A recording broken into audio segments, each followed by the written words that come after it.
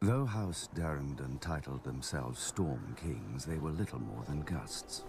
Their kingdom in the Stormlands had been doddering to its end for the past few centuries, helped along by other houses, most of all by House Horror, who were nearly finished with a monstrous castle at Harrenhal.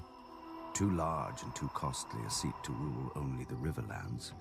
King Argilac knew where the Ironborn would soon turn. You'd think a king who wanted to keep his crown would be wary of a man with fire-breathing monsters.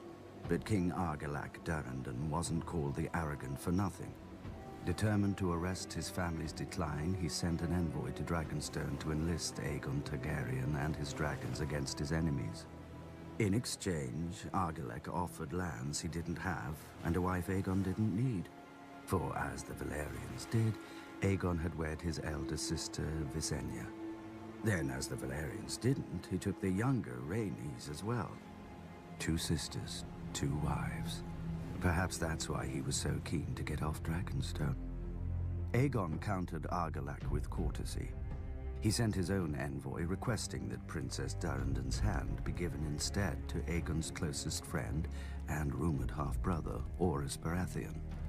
Argilac answered with a box and a note. "These are the only hands your bastard shall have of me." Inside the box were the hands of Aegon's envoy. How long had Aegon been waiting for such a pretext?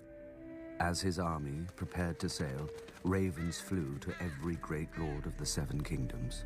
All bore the same message. From this day forth, there would be but one king in Westeros. Those who bent the knee to Aegon of House Targaryen would keep their lands and titles. Those who took up arms against him would be thrown down, humbled, and destroyed. Poor old Argilac. He couldn't even match Aegon in arrogance. Aegon landed at the mouth of the Blackwater River and raised a primitive Aegon fort in the disputed land between Harren's and Argilac's kingdom, so that neither could decide whose problem he was. Adopting the customs of the 7 kingdoms, Aegon unfurled his own banner with a red 3-headed dragon breathing fire upon a black field. Visenya crowned him with a ruby-studded circlet of Valyrian steel, while Rhaenys hailed him as the first High King the continent had seen since the Dawn Age.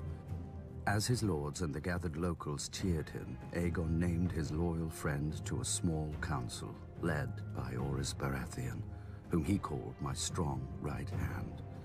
The title stuck, and a bastard became the first Hand of the King.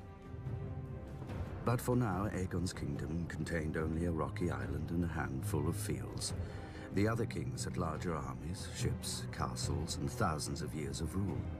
But Aegon had dragons. He had chosen for the words of his house, fire and blood.